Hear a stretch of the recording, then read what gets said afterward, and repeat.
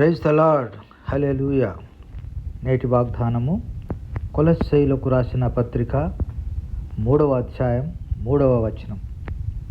మీ జీవము క్రీస్తుతో కూడా దేవుని యందు దాచబడి ఉన్నది. నీ కృప జీవము కంటే ఎంతో ఉత్తమం.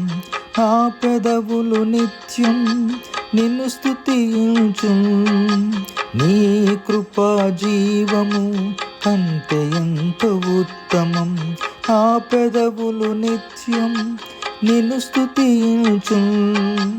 నీ నామముచే జీవితమంతయును నా చేతులెత్తి నిన్ను స్తుతించెదను.